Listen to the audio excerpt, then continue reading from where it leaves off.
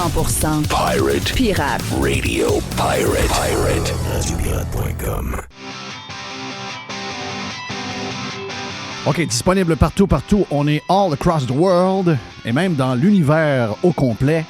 On est on est live. On est live. J'ai rencontré quelqu'un hier, un gars du CA qui était avec sa plateforme et il dit « Jeff, je t'écoute live, mais je t'écoute le live de vendredi. » J'ai dit « T'es live, mon ami? » Donc, on est live. J'ai dit « Bon week-end. Regarde, life is good. » Jerry, t'es salué. Yes. Mr. White est in the house également à s'occuper de tout. On a Stéphane Bruyère à stéphanebruyère.com qui est avec nous sur Radio Pirate Prime. On va faire le tour d'un petit dossier qui pourrait nous intéresser avec Steph. On va parler de ça dans quelques secondes. Juste le temps de vous dire que oui, vous pouvez vous abonner à Radio Pirate Prime et avoir une autre bébite complètement. Vous allez sur radiopirate.com pour vous abonner. Vous pouvez écouter tout ce qu'on fait, même pour les membres, avec les applications préférées que vous aimez comme Spotify ou encore Apple Podcasts. Même chose pour Radio Pirate Live. Disponible en podcast partout. Vous pouvez nous écouter live sur radiopirate.com. Également sur l'application de radio la plus utilisée dans le monde, c'est-à-dire TuneIn Radio. Vous faites dans la recherche Radio Pirate Live et vous allez nous avoir. On a également le podcast maintenant sur, pas Spotify, mais sur YouTube. Et on est diffusé live également sur les réseaux sociaux à chaque midi. On est sur Twitter, le compte Radio Pirate, et nous sommes sur Facebook, sur la page de Radio Pirate Live. Donc, on est partout. On ne peut pas être plus diffusé que ça. On est très chanceux d'être là et on est en forme. On est content d'être avec vous autres ce midi, en ce mardi. Hier, journée extraordinaire, week-end extraordinaire, peut-être un 24 heures de pluie, beaucoup d'eau à bien des endroits. Il y a un front froid qui s'en vient. Si vous voulez suivre la météo, c'est Carlos Ramirez qui vous tient au courant. Carlos qui est probablement de retour de vacances, a donné du stock un peu. Donc, on a un front froid qui s'en vient. Il y a des endroits qui vont avoir 80 mm d'eau, dépendamment de où vous êtes en ce moment. Des endroits auront 20, 25, mais une chose est sûre, il va y avoir de l'eau passablement au cours des prochaines heures. Derrière le front, on a de l'air plus frais qui s'installe à partir de demain. Et entre autres, la journée de vendredi sera la plus fraîche. Les températures vont remonter tranquillement. Et la semaine prochaine, on aura une journée exceptionnelle. On nous dit même que l'automne risque d'être très confortable dans les prochaines semaines. Donc, c'est la bonne nouvelle. Enjoy. Température idéale parce que où on va être? Où es-tu vendredi à 5 h, mon ami Jerry, vendredi soir à 5 h? Je vais être au centre Vidéotron. Mr. White, où est-ce que tu es vendredi soir à 5 h? Au centre Vidéotron. Stéphane Bruyère sera où vendredi à 5 h? Au Tailgate. Yes. Est-ce que Tiger sera... Oui, c'est Tailgate. Est-ce que Tiger sera au 5 à 7, 5 à 8 du Parti conservateur? Comment? Il va être là. Tiger va être là, yes. Est-ce que Mme Poubelle va être là? Yeah! Mme Poubelle a les bras dans les airs, donc on va être là. Quelle bonne idée! Je ne sais pas qui a eu cette idée de faire un rassemblement pour Éric Duhaime et le Parti conservateur du Québec au centre Vidéotron, mais c'est une idée géniale et garde extraordinaire. Donc, on sera là vendredi. J'espère que vous allez vous organiser pour y être également. On fait ça dans le hall, de ce que je comprends. Moi, je ne suis pas impliqué. Les gens, des fois, m'écrivent. Je ne suis pas impliqué zéro. J'ai aucune implication. C'est très grand, le hall. C'est énorme. C'est très, très grand. C'est très beaucoup de place. On parle de milliers de personnes. Bon, écoute, je comprends que le stress de remplir le centre Vidéotron avec 20 000 personnes, c'est quand même un gros stress. Moi, je l'aurais pris. Je pense qu'il aurait été capable de le faire, mais regarde, c'est peut-être plus safe d'y aller seulement avec le hall du centre Vidéotron. Belle activité. On en parlait anyway tantôt avec notre ami Jonathan Hamel. Beaucoup de choses à jaser. Commençons par la première affaire. Commençons par y aller avec un dossier réglé. C'est la raison pourquoi je veux que Stéphane Bruyère nous en jase un peu. On a su l'histoire d'Éric Duhaime et toute l'histoire des taxes. Premièrement, OK, c'est des histoires un peu banales. Moi, je veux dire, en ce moment, là, en ce moment, il y a une chose qui intéresse les Québécois. OK? Il y a un Québécois sur deux qui a un stress de finances. Donc, ça veut dire que la vie coûte cher. On voit les bourses réagir aujourd'hui avec l'inflation qui semble pas tellement s'atténuer. Ça semble toujours... On nous dit 8 quelque chose % par mois, si on compare au mois de l'année précédente. La réalité, c'est que si vous prenez juste le coût que le taxi va vous charger de plus, ce que j'ai compris que c'était... tu m'as-tu dit 16 % ou c'était pour d'autres choses tantôt? Non, 16 % c'est ton déneigeur. Déneigeur. 16 ton déneigeur. Oui, je passe de 360 À 420. Voilà. Donc, le 8 c'est pas vrai. Tu sais, je veux dire, quand on regarde tout ce que ça nous coûte, c'est pas 8 c'est 15, c'est plus 15, Ouais, entre c'est ça, 15 et 20 que 8, là. Tu sais, et ça crée énormément de pression sur le portefeuille des Québécois. Et c'est ça que les Québécois veulent entendre parler. Comment on fait pour en avoir un peu plus dans nos poches? Comment on fait pour avoir de meilleurs services? Oui, on veut entendre parler de santé un peu, mais c'est secondaire en ce moment. Les gens sont pas... Quand tu n'es pas malade et que tu stresses en rentrant à l'épicerie parce que tu ne sais pas si tu as assez d'argent pour acheter tout ce que tu as besoin pour la famille, la santé, même si la santé nous a encabanés pendant des mois et des mois et des mois, ça devient comme un peu secondaire. C'est bizarre, hein? Mais c'est le même. C'est comme ça. Les problèmes du jour sont les problèmes les plus urgents à régler. L'environnement est loin. Ce qui préoccupe les Québécois, c'est l'économie, c'est les finances. Comment on fait pour arriver? 1 sur 2 est extrêmement stressé. Donc, c'est ça qu'on veut entendre parler. Malheureusement, les médias s'intéressent à un paquet d'affaires. Moi, je continue de dire que l'information sur les histoires des taxes a été coulée par la gang à Marchand. Oui, c'est disponible, mais gars, il n'y a rien qui arrive pour rien. Arrêtez ça, là. Arrêtez ça. Si jamais Éric Duhem est contre le troisième lien, si Éric Duhem est pour le tramway, cette nouvelle-là n'existe pas. Mais la nouvelle, elle est réglée, là. Elle a été réglée par Antoine Robitaille.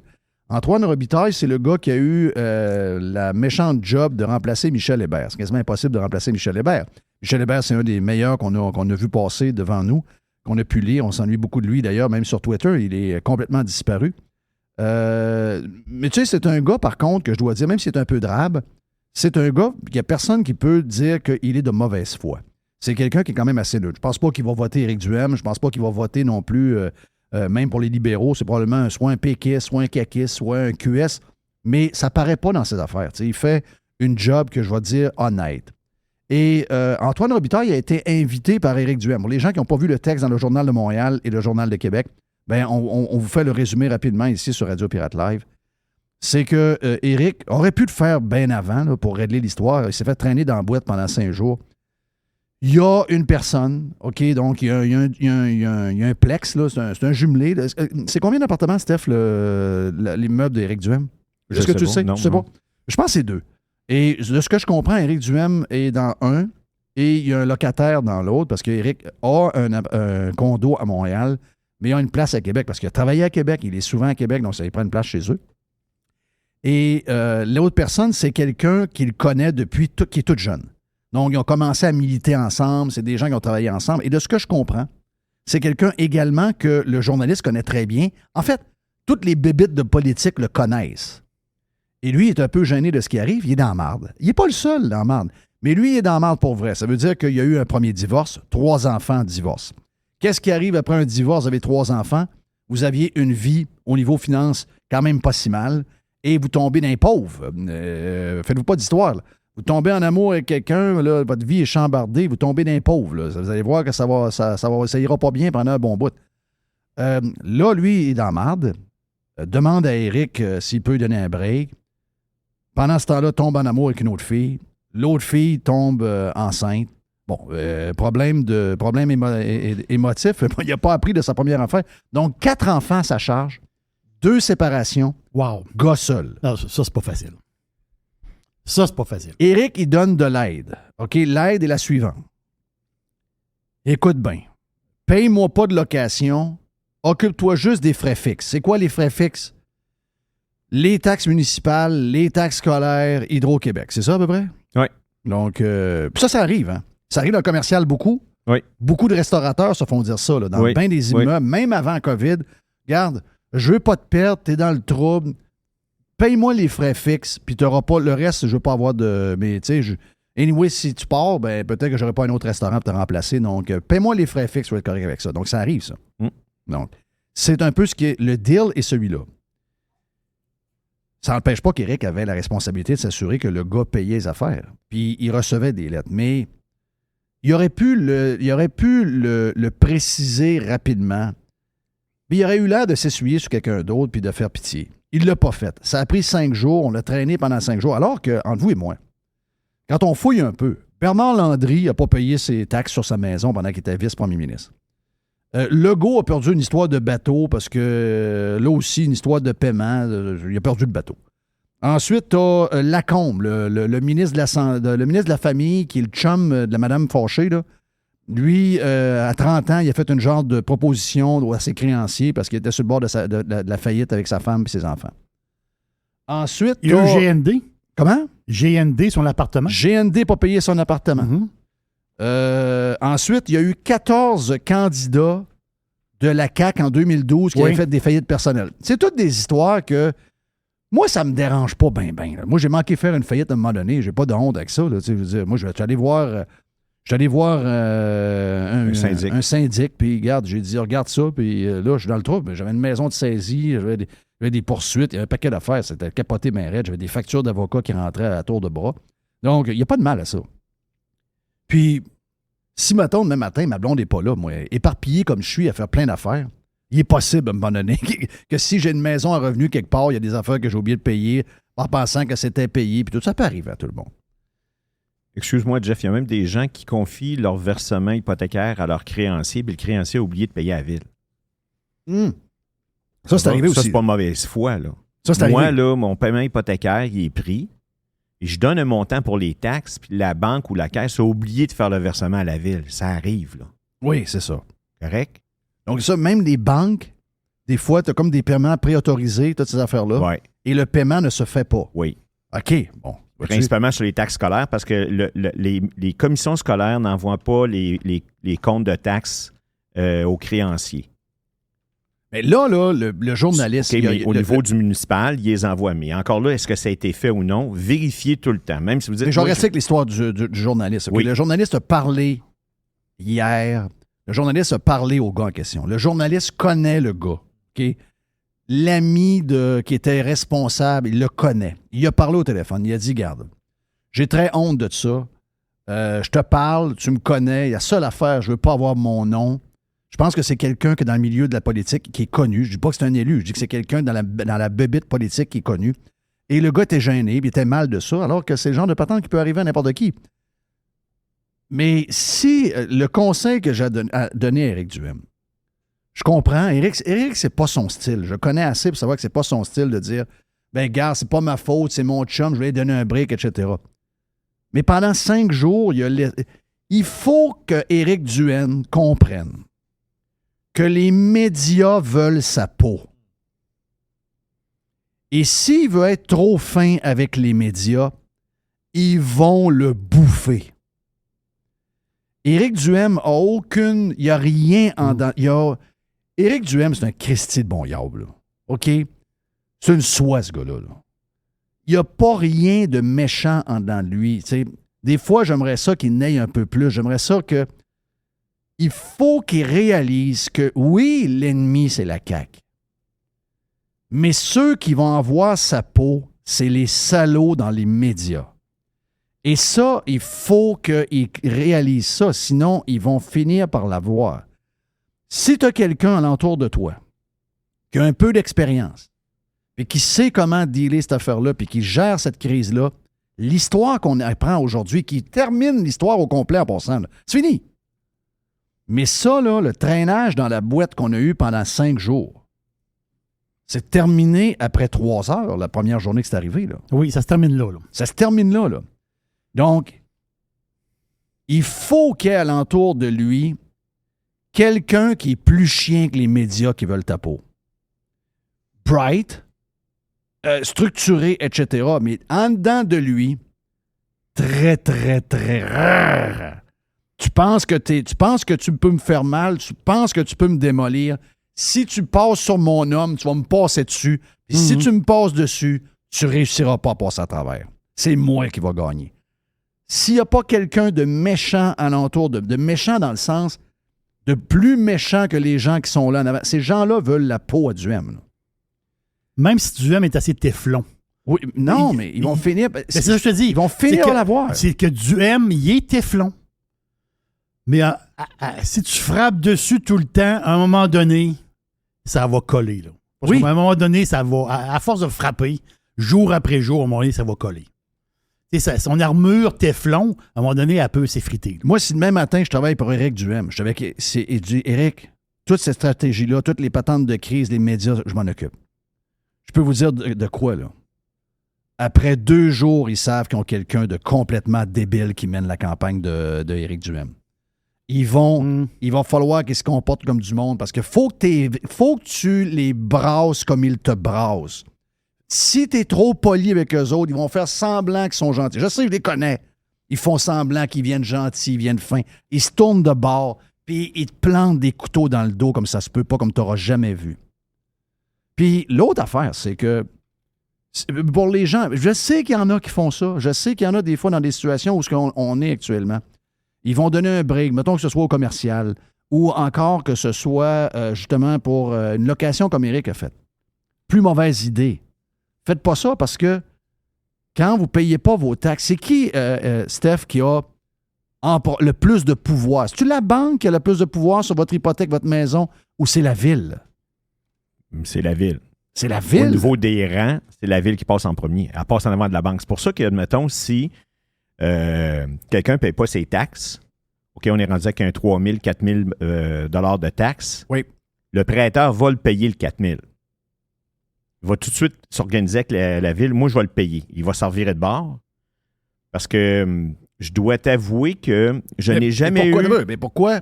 OK, à moins que ce soit tous des gens qui n'ont pas d'hypothèque, mais il paraîtrait qu'il y a quasiment 168 pages, 168 ou 68 pages écrits en petit de maisons qui sont sur le bord d'être saisies par la ville. Tantôt, on parlait de budget, d'augmentation. Tantôt, c'était combien? C'était quoi ton 16 %? C'était par rapport... Le déneigement. Déneigement. Ben moi, le versement hypothécaire, là, quelqu'un qui a 250 000 d'hypothèque, là, si tu compares l'année passée avec cette année, avec un taux fixe, le versement hypothécaire était à 1 060 l'année passée, là, il était à 1 385, c'est 325 $ de plus par mois. Puis là, je prends taux variable parce que le taux variable a monté de 3 % comparativement à l'année passée. Okay? Fait que c'est un minimum de 300 $ par mois qui vient de décoller dans le budget. Là. Si j'ai de la misère à arriver, est-ce qu'on sous-estime, puis Jerry, tu m'en as parlé sur Radio Pirate Prime, utilisons cette histoire-là, est-ce que les gens ont conscience qu'actuellement, je sais, là, il y a un party à bien des endroits, il y a des gens qui chargent plus cher de beaucoup par rapport à ce qu'ils devraient vous charger. Il y a des gagnants. De cette période folle, dans les périodes folles, il y a toujours des gagnants. Les plus wise, ceux qui ont moins de morale, sont capables de vous vendre une affaire à 3 000 $, même si finalement, le vrai prix, c'est 2 000 $. Tu sais, on le voit, là. Tu sais, moi, j'ai payé 3 sandwichs au thon, 54 $ en fin de semaine. Pour vrai, là. 3 wraps au thon, 54 $. Je veux dire, tu sais, il faut avoir du culot, mais il y en a qui sont capables de faire ça. Il y en a qui n'ont pas de problème à faire ça. Moi, je serais pas capable d'être de même. Je serais pas capable. Moi, je vais charger le prix, le prix que je veux avoir pour mon profit, mais je suis pas capable de dire, on va m'essayer de 2 000 de plus parce que là, tout le monde s'essaye puis il y a des gens bonasses qui disent oui. Ce que ça a provoqué, c'est que beaucoup de gagnants veut dire énormément de perdants.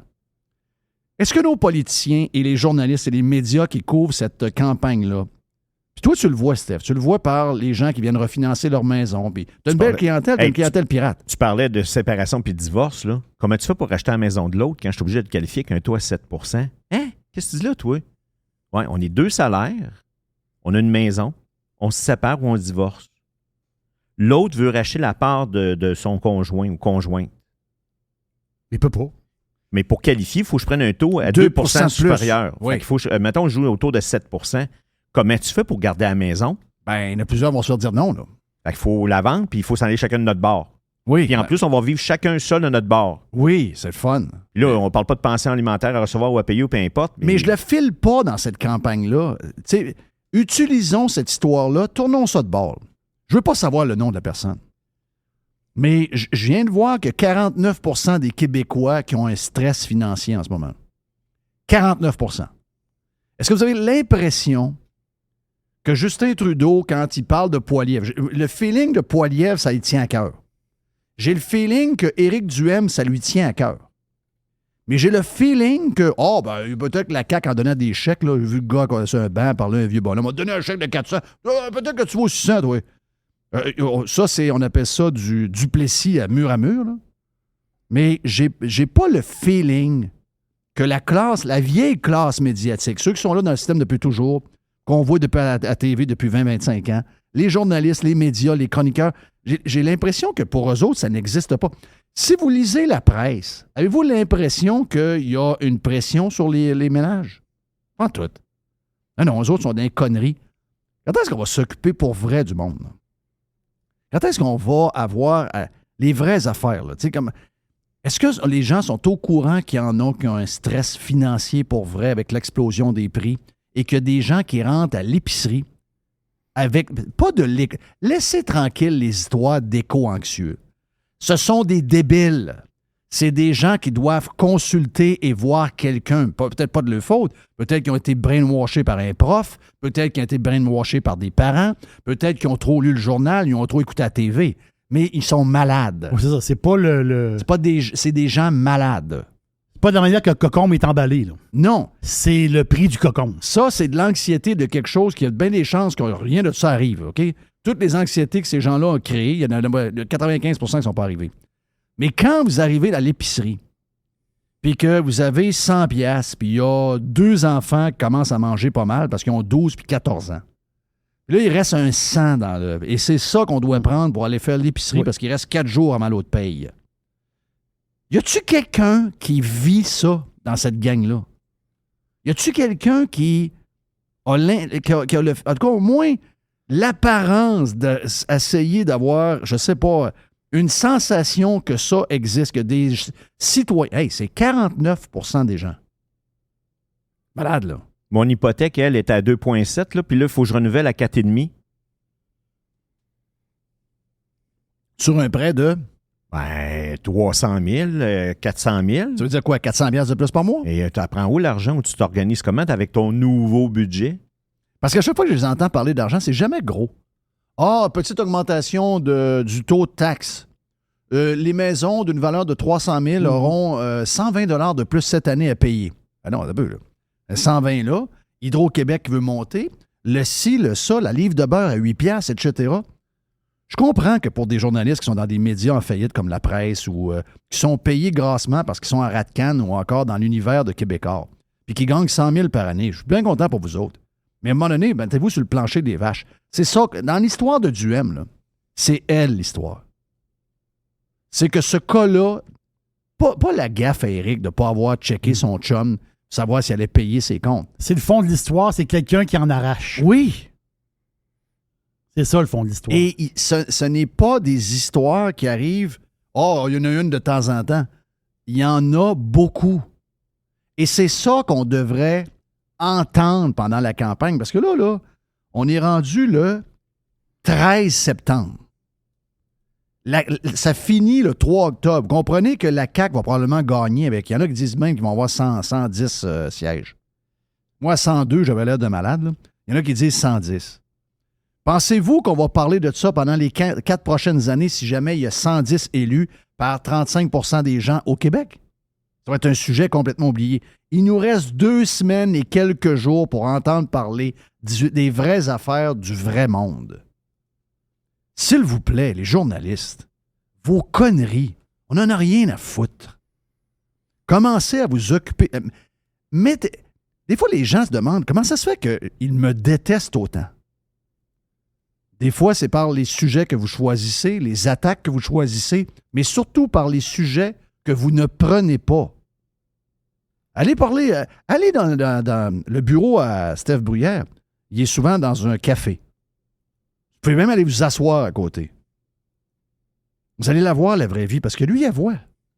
La vois-tu, la vraie vie, Steph? Là? Oui. Et là, ce qui se passe dans le dossier, quand on ne paye pas nos taxes municipales, c'est la ville qui est créancier numéro 1. La banque devient 2e créancier. Donc, l'urgence de régler rapidement. Quand quelqu'un m'appelle, me dit j'ai des problèmes financiers, etc., mes taxes ne sont pas payées. Les lumières rouges sont allumées partout de mon côté. Comment parce qu'il n'y a pas un autre. Comment que l'autre banquier va dire oui, viens chez nous, tes taxes ne sont pas à jour? Ben oui. Oui. Tu me dis que plein de pages, effectivement, là, quand ça apparaît, il y en a une trollée puis un autre. Là. À chaque automne, ça sort ces affaires-là, là, des taxes impayées. Oui, c'est le fun d'ailleurs.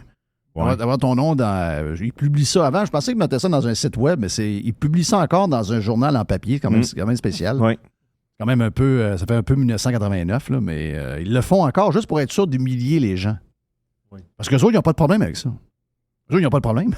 Au pire, ils partent avec la maison. Puis même si le service qu'ils t'ont donné depuis 2 ans, c'est un service de merde, les poubelles partent jamais à temps, ils coupent de plus en plus. Ah, ben là, finalement, ça va être une fois par 2 semaines pour la récupération. Ah, finalement, tes branches, on les ramasse plus. Finalement, le parc, on coupe plus rien. Ah, la patinoire, elle, le déneigement, wow. Ah, le déneigement aussi. Le samedi, dimanche, même si la rue est bourrée de neige, les gars, on veut pas faire travailler nos employés samedi, dimanche. Ça va commencer le lundi à minuit. Les poubelles d'un parc, là, des fois, ça fait dur dans ce temps-ci. En plus, ils n'ont pas de cœur. C'est ça le bon qu'on commence à avoir un peu de cœur. Un peu d'empathie. Je trouve que ça nous manque un peu. Puis le fromage qui fait quick ou encore le fromage en crotte ou en grain, on s'en crisse. C'est le prix du fromage. Oui, le fromage pas achetable. C'est pas... c'est-tu du fromage c'est-tu du fromage chat? J'ai déjà dit, je vais le répéter encore. Oui. Le problème du fromage, c'est pas qu'il fait quick ou qu'il fait en crotte ou en grain. C'est que plus personne n'est capable d'acheter du fromage en crotte. La petite poutine était 12 $. Oui. Réveillez-vous. Plus TPS et TVQ. Là. Si vous avez besoin de Stéphane Bruyère pour vos histoires d'hypothèque, Stéphane Bruyère à stéphanebruyère.com. D'ailleurs, un de nos bons commanditaires. T'es salué, mon ami. Mon nom est Jeff Fillion. On est avec Jerry et Mr. Blanco. On vient dans quelques instants. Jonathan Hamel et Stand By. I love it. Radiopirate.com. Radio Pirate. How do you do? RadioPirate.com. Radio Pirate. OK, de retour sur Radio Pirate Live. Mon ami Jerry. On a même le tueur de tortue qui est pas trop loin, stand-by de nous autres. Mr. White est là. Et on a avec nous Jonathan Hamel pour notre segment hebdomadaire. On va parler dans la poubelle à Jeff un peu plus tard parce que j'en ai parlé sur Radio Pirate Prime ce matin d'une histoire sur AstraZeneca. C'est une histoire de enquête. On en rejoindra dans le dernier bloc du show après-midi. Mais je sais que ça fait le tour. Il y a une vidéo qui circule. Là, on voit le ministre de la Santé qui supposément reçoit le AstraZeneca. Puis finalement, on n'est pas trop sûr dans la vidéo si le AstraZeneca, il y en avait de disponible. Mais on a joué comme la game. Ça a été arrangé par la porte-parole de M. Dubé. Et c'est de la fille du gars de la santé publique, M. Boileau. C'est elle qui arrange ça. Et on a comme le feeling que finalement, il n'a jamais reçu le AstraZeneca et qu'on a joué la comédie pour rassurer les Québécois. T'es salué, mon ami Joe. T'avais-tu quelque chose à rajouter là-dessus? Je pense que tu as un autre cas là, qui ressemble à ça. Hein? Écoute, tu me fais allumer sur... oui, bonjour. Tu me fais allumer sur quelque chose là-dessus parce qu'il y a plusieurs mois, j'avais entendu une histoire de quelqu'un proche d'un député de la CAQ. Lui avait trouvé ça bizarre parce qu'il venait de voir la publication de ce député-là qui disait que c'était en plein justement dans le scandale ou du moins la crise avec l'AstraZeneca. D'un côté, on disait qu'il y avait des effets pervers pour certaines personnes. De l'autre côté, le gouvernement disait que c'était 100% sécuritaire, allait le prendre, etc. Donc, rencontre le député. Le député lui dit, ben justement, là, je viens de recevoir mon vaccin, tout ça. Puis il dit, quel que tu as reçu? Ben, il dit, j'ai reçu le Pfizer. Puis finalement, quelques heures plus tôt, le député en question avait publié sur Facebook une photo bien stagée en disant justement qu'il venait de recevoir l'AstraZeneca et que tout était donc les lignes de communication de la CAQ pour rassurer les Québécois le fait que le vaccin AstraZeneca était correct. Même nos députés et nos ministres le reçoivent. Alors qu'il semble, du moins il y a des apparences que ça ne serait pas le cas en coulisses. Ces gens-là ont probablement reçu un autre vaccin. Donc, si on avait des journalistes d'enquête dignes de ce nom, c'est quelque chose, je pense, qui pourrait être approfondi. Là. On en parlait, Jerry, tantôt dans la poubelle à Jeff en détail de ceux qui n'ont peut-être pas vu la vidéo. On va vous remémorer un peu ce qui s'est passé. Puis moi, regarde, je veux dire, j'en veux pas de troisième vaccin, puis je connais pas ça, les vaccins, un ou l'autre. Là. C'est juste qu'il y avait énormément d'histoires sur l'AstraZeneca un peu partout. Les États-Unis ne l'ont pas pris. Il y a eu des cas, écoutez, même il y a des pays en ce moment qui dédommagent, entre autres, je pense, c'est dans le coin du Japon, qui dédommagent les familles qui ont eu des victimes, des gens qui sont décédés de ce vaccin-là, puis sont obligés de dédommager. Donc, je ne peux pas vous dire si un ou l'autre est meilleur, mais je me rappelle qu'à ce moment-là, il y avait énormément de pression pour pas qu'on l'ait, et on a essayé de convaincre tout le monde d'y aller, puis ça a marché d'une certaine mesure. Mais là, si ça a marché, puis les gens se sont garochés là-dessus, by the way, ils se sont fait dire quelques semaines plus tard que leur vaccin, leur premier, n'était pas bon et que c'était une très bonne idée de mixer les vaccins avec l'un et l'autre, ce qui est encore une autre folerie. Excusez-moi, là, si on a réussi à convaincre les gens d'y aller, puis on a eu des gens qui ont prétendu prendre ce vaccin-là puis que finalement ne l'ont pas pris, excusez-moi, c'est gros en tabarouette. Là. C'est énorme. Hein, c'est oui. énorme. Nonobstant le vaccin qui a été injecté, c'est pas ça la question. La question, c'est qu'on a tenté de faire passer une autre histoire, encore une fois avec un spin de la CAQ, soigneusement coordonné avec les médias, encore une fois. Donc, l'histoire, elle est là. Exact, elle est là. Hey, avant qu'on passe à Poilievre, tu étais là, Denis nous en a parlé un peu hier, tu étais là vendredi ou samedi soir. Le centre Vidéotron, j'ai fait pour m'amuser le premier tweet le 2 septembre où j'ai dit, je pense qu'on est prêt pour, le centre Vidéotron est prêt pour Éric Duhaime. On ne fera pas le grand centre Vidéotron au complet. Moi, je pense qu'il aurait pu le remplir facilement si on s'était pris une couple de jours auparavant. Mais le hall, c'est énorme. C'est des milliers et des milliers de personnes qui peuvent rentrer. Vendredi, 5 heures, l'heure est extraordinaire. Ça va être un beau rassemblement. Ça va faire du bien parce que ça n'a pas été une semaine nécessairement facile. Je pense que la correction d'Éric avec ce qui s'est passé est très bonne ce matin via le texte dans le Journal de Montréal d'Antoine Robitaille. Mais ça va faire du bien, ce genre de petit rassemblement-là. Ça va être le fun en fin de vendredi. Ça. Non, exact. Mais tu vois, je pense que c'est une idée qui avait été un peu lancée pour le plaisir. Mais là, je pense qu'Éric saute sur l'occasion pour lancer, je pense, un signal de force dans la région de Québec. Mais je pense que ça va être un signal que je pense que c'est la seule campagne actuellement qui est capable de ramasser des vrais rassemblements avec du vrai monde. Tu as vu il y a quelques jours une espèce de faux rassemblement en carton là, de la CAQ avec des gens soigneusement sélectionnés. Et c'est toujours dans les endroits fermés. Ils ne sont pas capables de faire des rassemblements extérieurs, etc. On le sait pourquoi. Parce qu'il y a énormément d'insatisfaction envers Legault. Donc, encore une fois, là, ils veulent rester, c'était une de mes prédictions de cette campagne-là, ils vont rester dans une bulle de verre pour éviter d'être en contact avec la population. Donc, moi, je ne crois pas du tout les sondages qui sont véhiculés à l'heure actuelle. La machine, actuellement, est complètement déchaînée contre Duhaime. Pourquoi? Parce que c'est beaucoup plus serré que prévu. Moi, je pense qu'on est à 10 au moins. Il n'y a pas de sondage. Il n'y a pas de sondage. Joe, il n'y a pas de sondage. Ben, t'as là une indication claire. Qu'est-ce qui se passe avec le Léger? Là? Je pense qu'ils sont un peu fourrés. D'ailleurs, rappelle-toi le tweet que Léger avait fait il y a, je pense, une semaine ou deux en disant, là, voici, dans l'histoire, c'est arrivé qu'il y a eu des revirements. Rappelez-vous, le NPD avait monté, je pense, de 20 le PQ en 2014 avec Marois avait perdu 15 ou 12, je crois. Donc, a mis un peu la table, je pense, pour réajuster les sondages. La tendance dans les Main Street, elle est constante. Là. Le PCQ remonte constamment. Je pense que le Parti libéral est beaucoup plus bas que ce qu'on dit. Dans les sondages. Écoute, on le met à 17-18 national. Moi, je pense que c'est plus proche de 10, 11, 12 max. Donc, ça va être intéressant de voir ça dans les prochains jours. Pour l'histoire des taxes, écoute, je suis content là, que cette histoire-là vienne de s'éclaircir parce que c'était le temps. Et ça ne me surprend pas d'Éric, cette histoire-là. C'est un gars qui est généreux, qui est proche du monde. Qui n'hésite pas là, à venir en aide à ses amis. Par contre, nonobstant là, le fond de l'histoire, ça a quand même été mal géré au niveau communication. Là. Il y a une semaine qui a été perdue là-dessus. C'est une affaire qui va quand même rester là, dans le temps.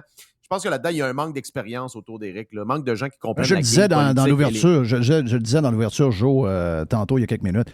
Je disais que Éric est une meilleure personne que moi, là, en partant. Là, donc, ça veut dire qu'il est très bonasse. Il ne voit pas de méchanceté même dans l'ennemi. Moi, je n'ai pas ce côté-là. Moi, j'ai affronté cet ennemi-là à différentes occasions. J'en ai aucun respect. Je sais qu'il veut manger mon lunch. Je sais qu'il veut me voler mes enfants. Je les connais. Je sais comment ils sont. Je parle des médias. Ça prend quelqu'un pour protéger ton candidat. Ça te prend quelqu'un de très mean. Le terme méchant peut faire peur dans le contexte où on est aujourd'hui. On utilise des mots pour les gens les déforment. Là. Mais le mot mean, c'est-à-dire que tu as un genre de chien de garde qui envoie le signal assez clair aux médias. Je le sais que tu veux la peau de mon candidat. Tu vas falloir que tu me piles d'en face pour l'avoir. Ça lui prend ça. Et c'est ce que je crois qu'il manque actuellement. Je pense que actuellement, la vague de droite populiste intelligente qui est un peu partout sur la planète, elle est ouvertement sceptique quant à la neutralité des médias. Et c'est très bien ici parce que ça fait des gains, même à gauche. La gauche pro-liberté, elle s'est rendue compte, là, il y a un wake-up call actuellement, ils se rendent compte que les médias, c'est pas tes amis. Prends exemple actuellement sur la campagne Poilievre. On peut pivoter là-dessus lentement mais sûrement. On nous a fait croire que justement cette animosité contre la non-neutralité des médias, ça le coulerait, que finalement, non, Charest, qui représente un peu la politique traditionnelle, serait en avance dans certains sondages, alors que c'est une totale fabulation. Ah oui. Encore une fois, un mirage médiatique qui a été démoli. Écoute, c'était une totale humiliation pour la machine samedi passé. Écoute, on était en extase de voir ça. C'est un moment historique là, qu'on a vécu à Ottawa. De voir, tu sais, il y a plein de gens de la campagne de Charest qui s'étaient déplacés à Ottawa pour aller...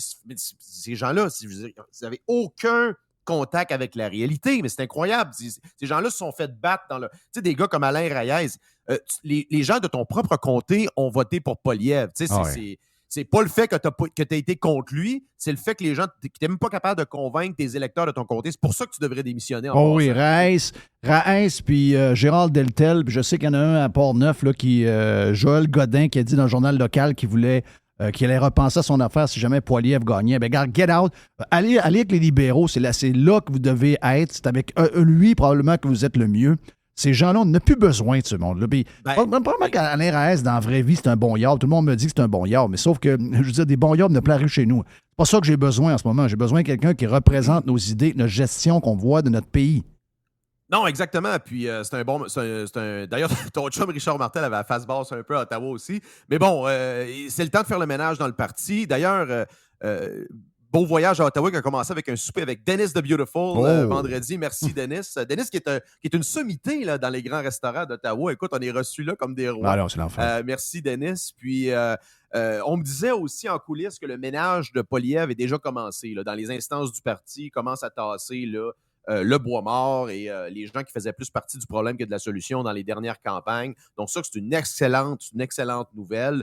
Moi, j'espère que ce ménage-là et cette vague-là, elle va se poursuivre au Québec. Je pense que Poilievre est beaucoup plus proche de Duhem. D'ailleurs, on a vu l'hésitation de Legault. Là, on a vu l'emprise des caribous autour de Legault. Hein, parce qu'il y a quand même des gens proches de Legault qui étaient avec Poilievre. Il ne faut pas l'oublier. Je ne vais pas nommer de nom, mais des gens quand même très influents qui étaient plus Poilievre. Et on voit qu'actuellement, Legault ne veut pas du tout se rapprocher de Poilievre. Donc, on voit quel camp dirige autour de Legault. C'est les caribous. C'est les péquistes frustrés. On l'a vu aussi dans ses déclarations de la semaine. Moi, je pense qu'il n'y a rien qui a été échappé. C'était sciemment planifié le fait de vouloir diviser sur les immigrants et la langue. C'est le vrai côté de François Legault qu'on a vu. On sent que les votes sont en train de sortir qui veulent retourner vers le PQ. Les caribous retournent dans le troupeau. Et ça l'inquiète la CAQ actuellement dans la situation où c'est beaucoup plus serré que prévu avec le Parti conservateur. Deuxième texte en à peu près quelques jours. Le premier était fait sur Éric Duhem de la part de Joseph Facal, qui semble... Tu sais, Joseph Facal, il y a une affaire. C'est le seul chroniqueur anti-woke de tous les médias confondus écrits au Québec. Et c'est celui qui... c'est un gars intelligent, là. Je veux dire, le fait que c'est un méga séparatiste, un méga nationaliste, c'est correct, là, mais je veux dire... Puis c'est aussi peut-être un protégé de la social-démocratie, mais il est capable de mettre ses affaires de côté pour regarder froidement les choses. Il a fait un excellent texte sur Éric Duhem il y a quelques jours. Et il a récidivé aujourd'hui dans le Journal de Montréal et le Journal de Québec sur Poilievre, en ridiculisant un peu tous ceux qui avaient peur de Poilievre, comme si le gars mangeait des enfants pour souper. C'est Trump, etc., etc. Là, on va se calmer les nerfs, mais j'ai comme l'impression aussi que, en plus du discours très rassembleur qu'il a fait, très positif, où il a clairement indiqué que lui, le Canada, allait plus être woke à partir de maintenant, quand il va être au pouvoir, et qu'il va défendre les intérêts du Québec, qu'il respecte le Québec d'un côté. Puis là, tu as la madame qui arrive, qui est toute belle, qui parle 3 langues, qui sait exactement ce que ça en va. Je veux dire, my God, il y en a qui ont été... Je pense qu'il y en a qui ont été shakés, pas à peu près. On a vu, pour la première fois vraiment, même pour les adversaires, on a vu que... On vient de se rendre compte qui sera le prochain premier ministre quand les élections vont être déclarées. On ne sait pas quand, là. Il y a des rumeurs qui parlent même de l'automne. Le prochain premier ministre du Canada, on l'a devant nous autres, là. Oui, puis écoute, je pense que c'est la première manche d'une grosse game de réalignement politique là, assez majeure au Canada, mais en Amérique du Nord en général. Les médias n'ont pas fini de tilter. Là. Ça fait juste commencer. Attachez vos ceintures parce que ça va être assez intéressant dans les prochains mois. Ça a commencé avec Poilievre. D'ailleurs, je pense que ces chroniqueurs-là le savent. Les plus intelligents savent que le vent est en train de tourner et on entre dans un nouveau cycle électoral. Ça a commencé avec ça. Il va y avoir les élections provinciales en octobre aussi. Je pense que les conservateurs vont faire beaucoup mieux que prévu. Il y a aussi les mi-mandats en novembre aux États-Unis. Là, moi, je ne crois pas actuellement à la remontée des démocrates. Là. Moi, je pense qu'ils peuvent encore perdre les 2 chambres. Il va y avoir des figures de proue comme justement DeSantis, etc., vont briller et ça va cimenter, je pense, le mouvement conservateur nord-américain. Donc ça va être à surveiller, là. Qu'est-ce que tu vois dans la réaction de Trudeau? Okay, Trudeau qui est allé jusqu'à dire que Poilievre avait des phrases creuses puis des affaires de même. Je sais pas, il y a quelqu'un qui a mal écrit son affaire en disant voyons, ça va se retourner contre nous autres, cette affaire-là. Mais je voyais un gars qui est déjà en campagne électorale. Je sais qu'il est critiqué à l'intérieur, on l'a vu, et ça m'énerve un peu parce qu'au début de ce genre de caucus-là au Nouveau-Brunswick depuis 2 jours, les gens commençaient à dire, sous le couvert de l'anonymat, des élus, ouais, là, on est tanné un peu, c'est dangereux, toute la game woke, tout le temps s'excuser, brailler tout le temps. Ensuite, toute la patente de la COVID, il faut s'en aller vers le centre, même le centre droit, il faut reprendre notre place, etc. Moi, je trouve que ça, c'est à prendre avec un grain de sel parce que c'est des gens qui ne s'identifient pas, puis ça m'énerve bien gros, ça montre un manque de courage. Mais on sent quelque chose pareil. Ça grenouille chez les libéraux. L'arrivée de Poilievre va peut-être faire bousculer un paquet d'affaires. S'il se tasse légèrement, même au centre, le NPD va débarquer. Donc, on risque de se ramasser en élection au Canada quasiment 1 an après qu'on était en élection. Oui, puis ça, je veux répondre à ça. Les gens qui ne croient pas, il y a beaucoup de gens qui sont désabusés, ne croient pas en la politique, ne croient pas en la politique partisane. Et là, tu vois l'importance. On a eu dans les dernières années là, cette espèce de vague un peu débile de dire « Ah, il faut faire de la politique autrement, faut être moins partisan. » Non, c'est faux. Il faut être plus partisan. La politique, elle est partisane. Oui. Ça prend des partis qui sont ouvertement, qui sont décomplexés quant à leur programme politique et à leur idéologie. On l'a vu avec Pierre Poilievre, c'était clair. Alors, voici ce que je vais faire. Et ça force et quand ça fonctionne, ce qui est le cas actuellement, parce que je pense qu'il y a un programme qui est aligné sur la majorité l'intérêt de la majorité des Canadiens, ben, tu as des succès électoraux, puis ça force les partis à se réaligner. Puis tu vois que c'est à peu près ça. Souvent, la plupart ne font juste se réaligner. La plupart n'ont pas d'idéologie. La plupart des candidats, des partis principaux ne sont pas trop idéologiques. Ils s'enlignent par rapport aux sondages et aux nouvelles qu'ils voient dans les journaux. Hier, j'étais à un débat là, à la Fédération des chambres de commerce du Québec, puis je veux dire, là, les 4 candidats, outre le candidat conservateur, ont dit essentiellement la même affaire. C'était pratiquement caricatural de voir le parti unique défendre tous les mêmes thèmes. Puis tu avais Axel, le candidat ici dans Robert Baldwin du Parti conservateur, qui fessait sur les 4. Donc, c'est tellement évident que ces partis-là font juste se réaligner.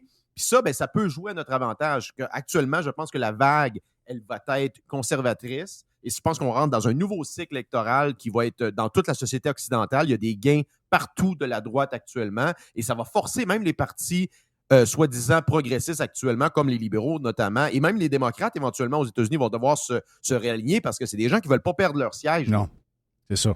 Et il va falloir je pense que tu l'as dit, tu l'as collé, il y a peut-être 5-6 mois. Tu nous as dit, c'est la fin du woke. Il y a bien. Tu sais, je regarde la folie dans laquelle les Greens sont rendus. Là. Quand tu es rendu.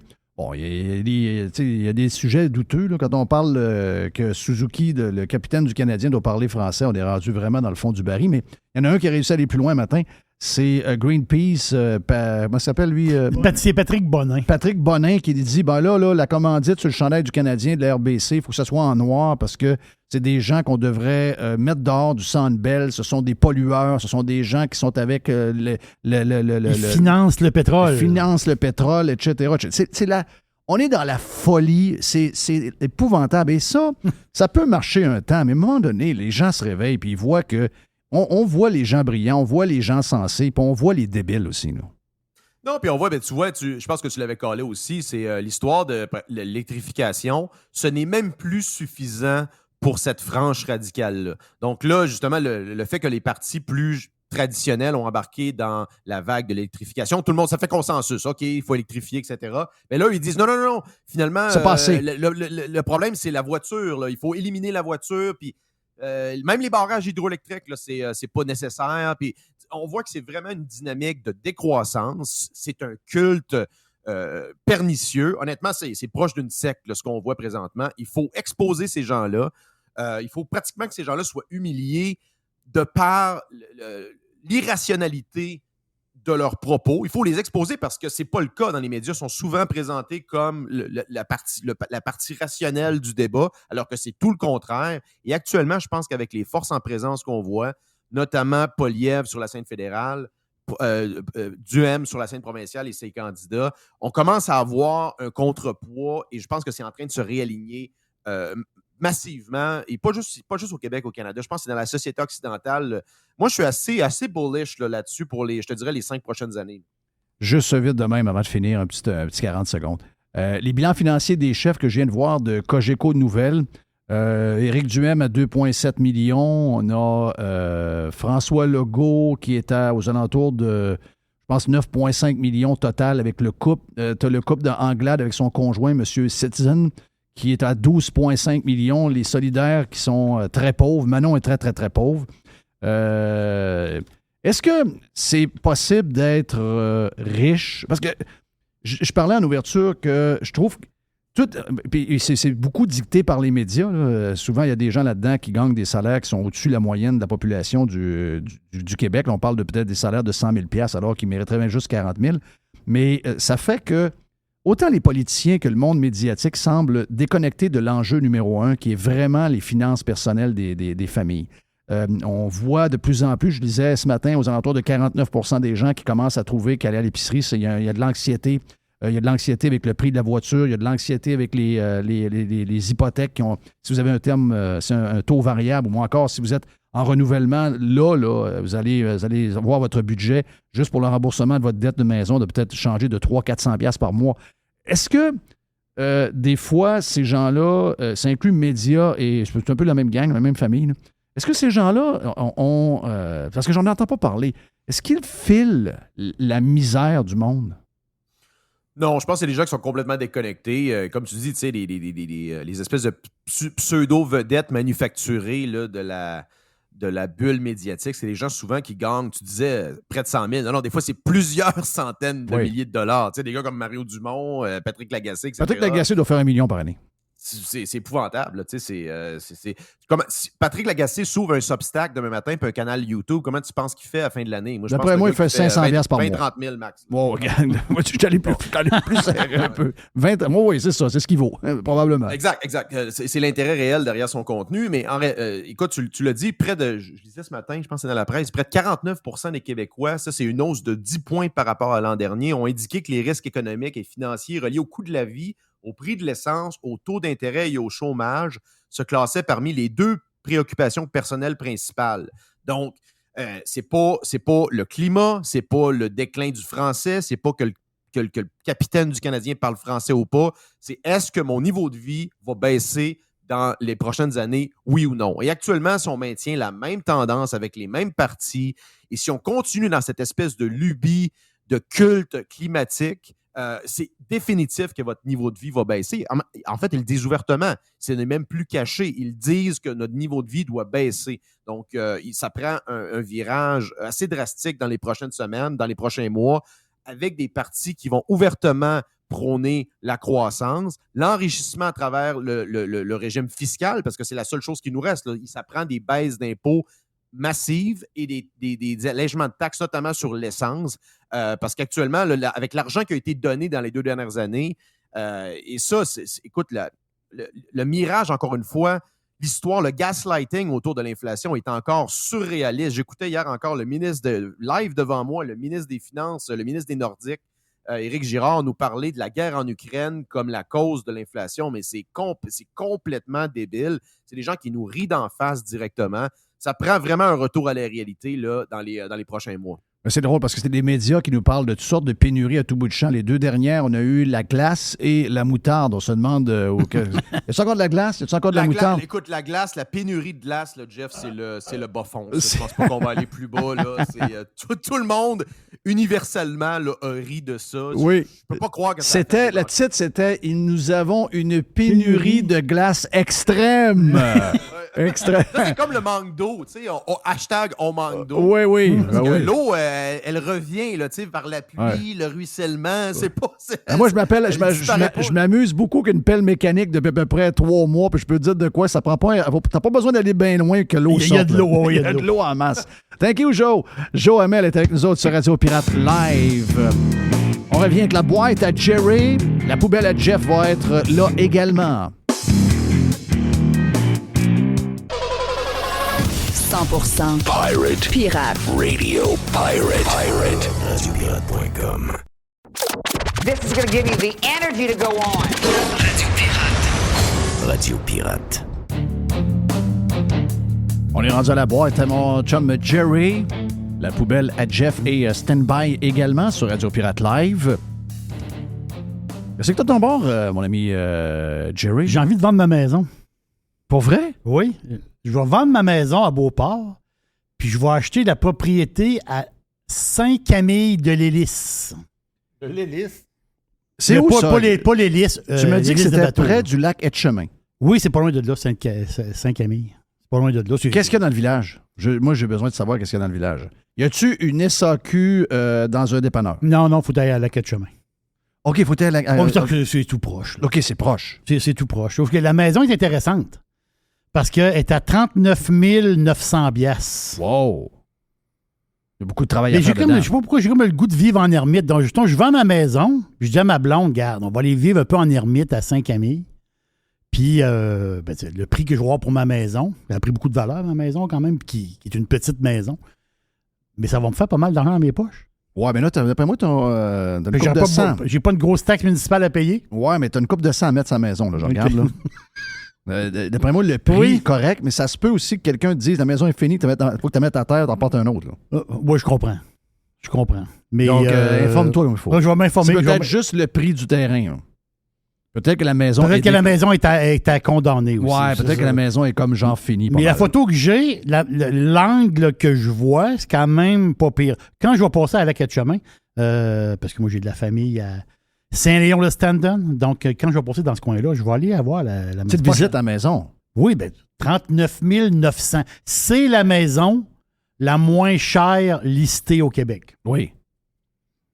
Mais tu sais, tu dis, je vais vendre la mienne, je vais m'en aller là, on va avoir la Sainte-Paix. Un genre de télétravail aussi, on va faire de la radio à distance. Voilà. Ouais, tant qu'il y a de l'Internet. Exactement ça. Est-ce qu'il y en a? Ça, c'est à vérifier. Hey, j'ai vu le graphique que tu as mis dans le channel, des places dans le monde où il y a eu le plus de confinement. C'est toi qui as mis ça dans notre channel? Oui. Le nombre de jours de confinement, là.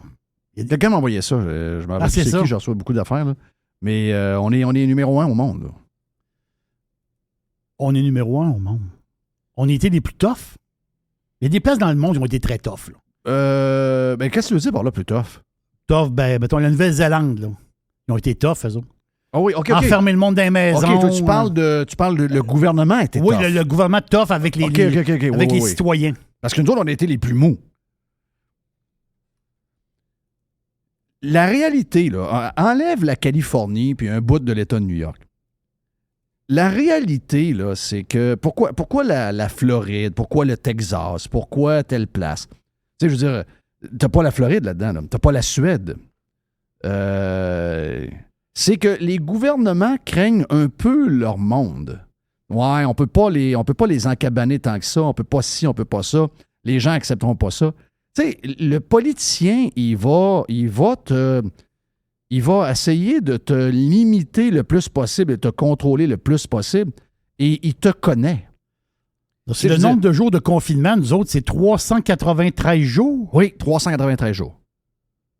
Loin en avant de l'Ontario, loin en avant de la France, 115 jours. C'est épouvantable. Mais ce que je veux te dire... La Californie, combien? T'as la Californie là-dedans, je pense. 287 jours. Puis nous autres, combien? 393. Oh, 100 jours de plus. On pensait qu'on était proche de la Californie. C'est quand même 25 de plus. Là. Ah non, nous autres, on est... Mais moi, je pense que c'est un peu nous autres. Il l'a dit cette semaine, Legault. Legault, quand il a planté les immigrants pour une deuxième fois en fin de semaine, il a dit « Ouais, tu sais, il ne faut pas trop d'immigrants. Il s'est repris un peu sur les immigrants, ça amène de la violence, puis ça amène la division, un peu paquet d'affaires, là, c'est ce qu'il disait. Oui. Donc, on le sait, là, c'est un caribou, là, ce gars-là, ce bonhomme-là. Et là, il s'est repris en fin de semaine, mais il a rajouté, mais ça, d'après moi, ça voulait dire la même chose. Il dit, tu sais, il faut rester entre nous autres. Il faut que le tissu, là, tu sais, il faut qu'on soit à la même place, là. Ce qui veut dire, est-ce que tu étais allé à Toronto dans les dernières années? Es-tu allé à Toronto dernièrement? Oui, j'étais allé à Toronto il y a 3 ans. Toronto, quand tu te promènes à Toronto, Alors, même quand tu te promènes à Mississauga, tu te sens pas nécessairement au Canada. Tu te sens dans une ville cosmopolite où il y a beaucoup de monde de partout. Ça fait pas très Tim Hortons avec le père Wayne Gretzky qui achète un café à ses enfants puis ils s'en vont jouer au hockey dehors. Beaucoup de gens qui, originaires du Pakistan, de l'Inde, des Asiatiques, beaucoup de monde de l'Asie. Des gens très bien habillés. Toujours, mais je veux dire... Mais c'est ça, beaucoup des gens d'Asie. Exact. Donc, lui, mon feeling, c'est qu'il va à Toronto, il aime pas ça, là. Non, il n'aime pas ça, c'est sûr. Lui, il aime mieux aller à Oshawa. Il aime mieux arrêter avant Toronto, arrêter manger dans un chalet suisse. Il arrête à Oshawa, puis il se sent bien, là. Oh, ça, c'est du bon qui me ressemble. Lui, il n'aime pas quand les gens alentour de lui sont différents. C'est ce que je comprends de M. Legault. Et il le dit en fin de semaine. Il a dit, nous, on aime ça être... Il a fait plusieurs phrases. Il a dit, on veut rester petit. Oui. On veut que les gens nous ressemblent. Si jamais on en accueille, on ne veut pas en avoir beaucoup. Et ceux qu'on accueille, on veut qu'on ait des points en commun avec nous, puis on veut qu'ils deviennent des Québécois. C'est ça qu'il a dit. C'est ce qu'il a dit. Mais puis il a rajouté, il dit, voyez-vous, il dit, dans la COVID, là, la raison pourquoi les gens ils ont écouté nos consignes, c'est parce qu'on est tous pareils. C'est ça qu'il rit pas, c'est ce qu'il a dit. Ils nous connaissent. Ça veut dire quoi, ça, tout pareil? Ça veut dire qu'on se couche de bonne heure, parce qu'avant, le Québec, c'est une terre de party, là, mais là, ça ne l'est plus. Là, on se couche de bonne heure, on écoute toute la TV, on écoute toutes les mêmes affaires. Tout le monde écoutait. C'était quoi la série là, qui a fini à Radio-Canada? Tout le monde écoutait. C'était quoi, District 31. C'est ça. Tout le monde écoute District 31. Tout le monde check les patentes à LCN. Tout le monde écoute Pierre Bruno. Donc, tu sais, tout le monde fait à peu près la même chose. Donc, on peut interagir avec eux autres. Puis là, ils nous écoutent. Puis ils nous suivent. Là, on est maniable. On est mou. On est mort en dedans. Et lui, il aime ça. Donc, la raison pourquoi, quand tu regardes ce tableau-là, et de loin, on a été les gens les plus... on est les plus encabanés, les plus, le plus de contraintes. Ça, c'est le nombre de jours depuis... Lui, il est fier de ça, by the way. Là. Lui, il est très fier de ça. Là. Lui, il regarde... Le gars, il regarde ce tableau-là, puis il dit, « Hey, on est-tu bon? » Mais non. Ouais. C'est donné la note de 10 sur 10. C'est la note de 10 sur 10, alors qu'il venait d'avoir 6 000 quelques morts. Mort de faim, mort de soif, mort pas de pilule, pas de staff dans ses étages, rien. C'est une des pires tragédies qu'on a eues. Lui, il était fier de ça. Mais il n'a pas tort. Les Québécois étaient fiers de ça. Les Québécois étaient fiers. Et savez-vous quoi? On a tout fait ce qu'ils nous ont dit, comme des petits moutons. On a tout fait. Et finalement, c'est ici qu'il y a eu le plus de COVID. Quand il y avait des vagues, les plus grosses vagues, les plus intenses, c'était ici quand on comparait avec ailleurs. On a eu les plus grosses vagues, les plus intenses, malgré le fait qu'on était les plus confinés. Donc, ça n'a donné absolument à rien. On dirait que ça a fait même l'inverse. Ça a fait pire que bien. Et tu sais quoi, le gars est encore fier. Il y a beaucoup de Québécois qui se sont réveillés, mais demain matin, quand la CAQ va rentrer avec 100 députés, s'ils décident de recommencer... Mais c'est ça l'histoire. Ben, c'est ça, pardon. La face, c'est qu'il y a des places très, très tough dans le monde. Mais là, comme la Nouvelle-Zélande, là, c'est fini. Là. Hey! La madame à Arden, là, Jacinda, elle n'était pas fine, elle. Elle est très spéciale, elle. Non, elle était très, très spéciale. Très, très spéciale. Elle n'a pas été fine là, avec son monde. Mais là, c'est terminé à partir d'aujourd'hui, ou hier, aujourd'hui. Là. C'est terminé. Là. Donc, toutes les restrictions COVID... Il n'y en a plus, là. Ça n'existe plus. Les autres, là, ils ont effacé ça de la patente. Les autres, terminé. C'est fini. Fini. Mais je peux pas croire, Christophe, que si la Nouvelle-Zélande met ça à off, c'est terminé à jamais. C'était les plus crinqués avec nous autres. Non, crinqués, les autres, c'était épouvantable. La police. Ils frappaient sur le monde. Mais gars, comment on est, Jerry? La femme avec la poussette, là, elle se fait frapper dessus. Là. C'est par la Jerry, police. Là. C'est pas chic. Là. Regarde comment on est. D'abord, d'ailleurs, as-tu vu l'histoire au bar Le District? Non. Il y a quelqu'un qui a été tabassé par la police de Québec.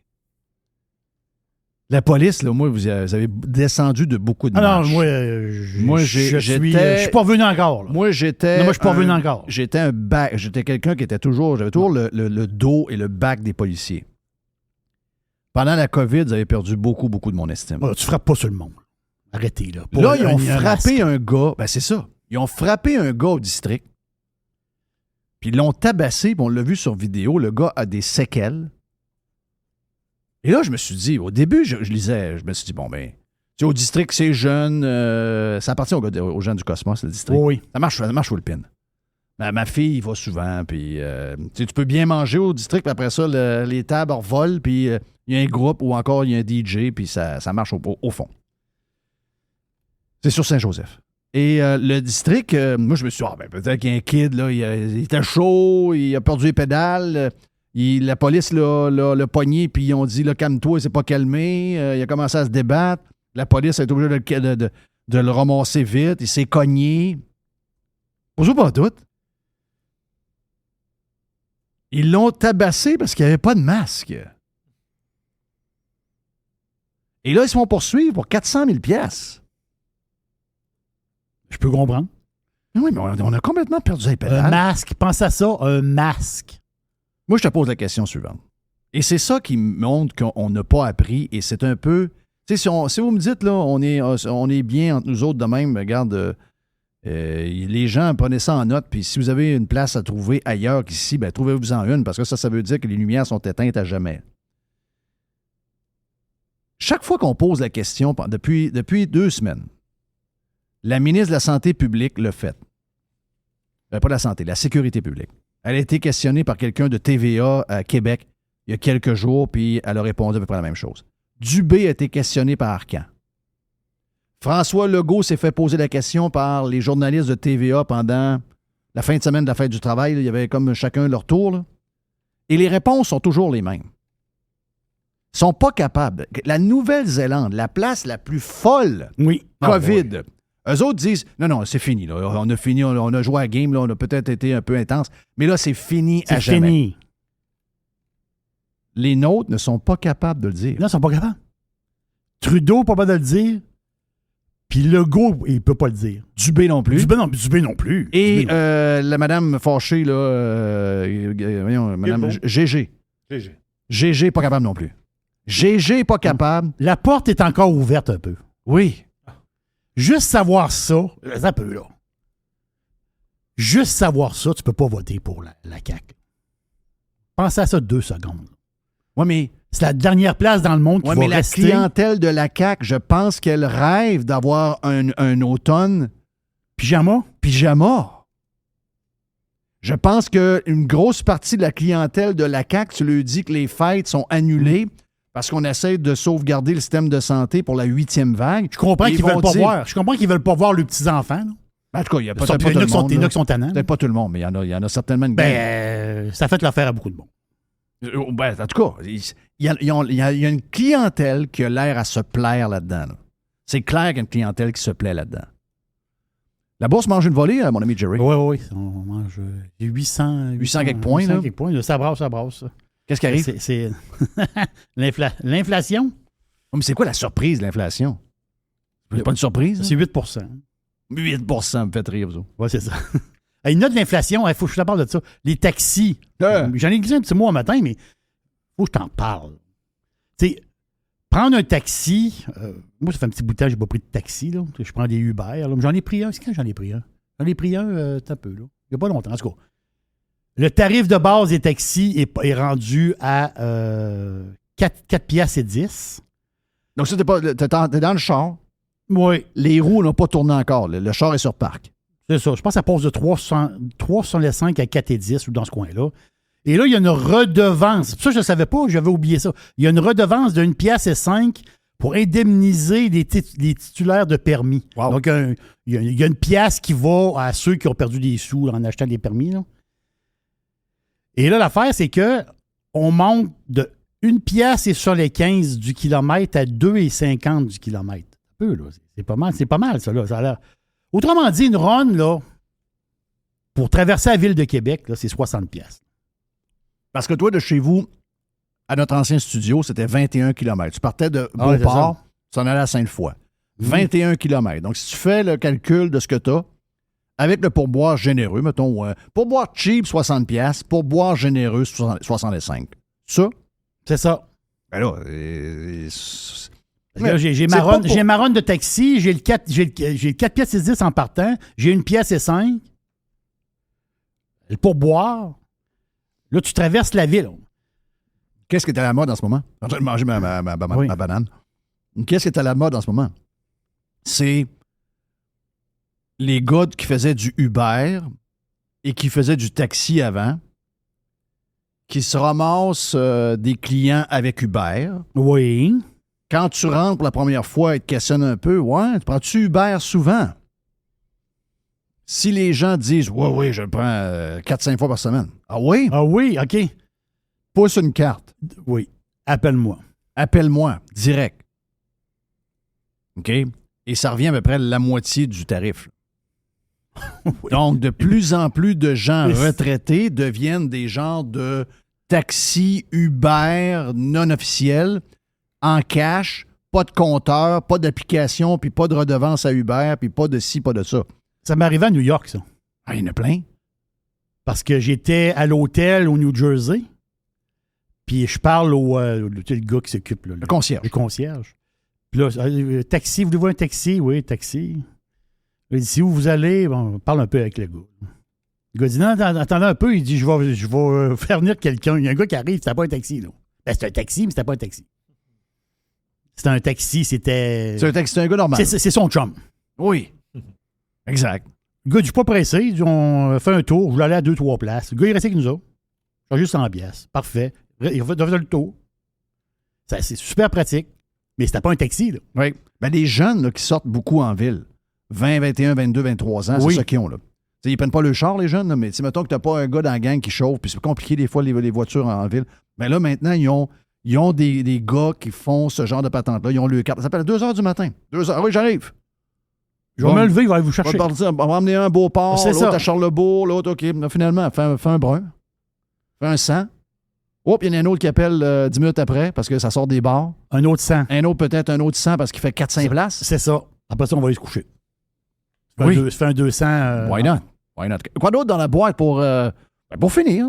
L'Auto-Québec. Oh! Ça, quand tu m'as compté ça un matin sur Radio Pirate Live, excuse-moi. L'Auto-Québec, je ne croyais pas. C'est impossible que ce soit vrai. Là. Non, L'Auto-Québec sont spéciaux. Mais ça a toujours été un peu spécial, Mais l'Auto-Québec. c'est à l'image du reste.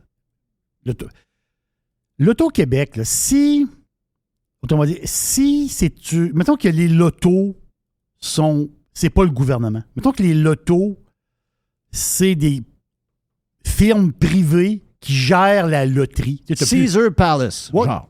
Un genre de firme de loterie québécoise, mais tu as 2-3 compagnies, puis eux autres, ils vendent des billets de loto ou de la gratouille.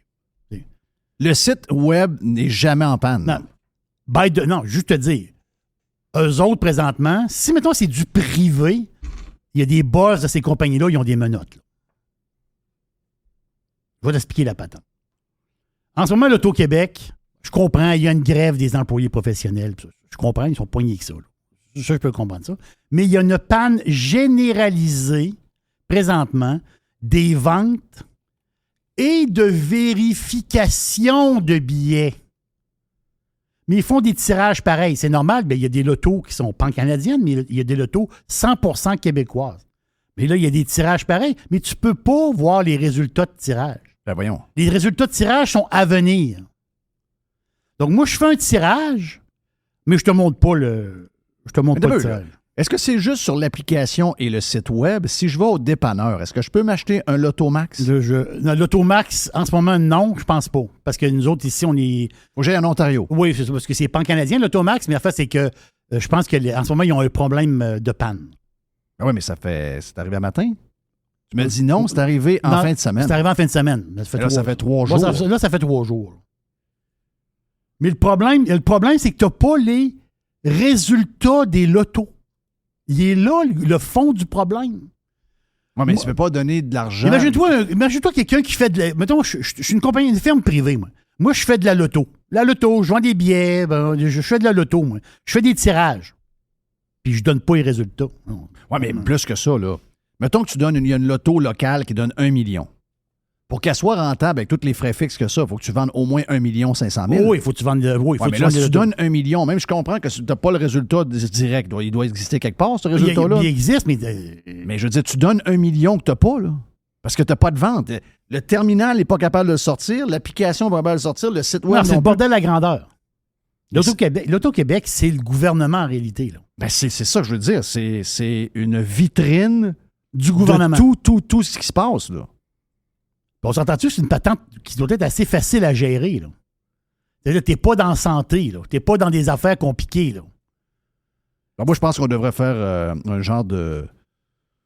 On devrait faire une quarantaine de 2 semaines pour l'Auto-Québec. Là, il faut absolument là, commencer à rester à la maison 2 semaines pour donner une chance à notre système de loterie. Oui. Là. On va rester ça. On vous demande de protéger notre système de loterie. Il faut protéger notre système de l'Auto-Québec, là, qui a de la misère. On shut down la province. Thank you, man. Yes. C'était la boîte avec Jerry Standby pour la poubelle à Jeff. Vous êtes sur Radio Pirate Live.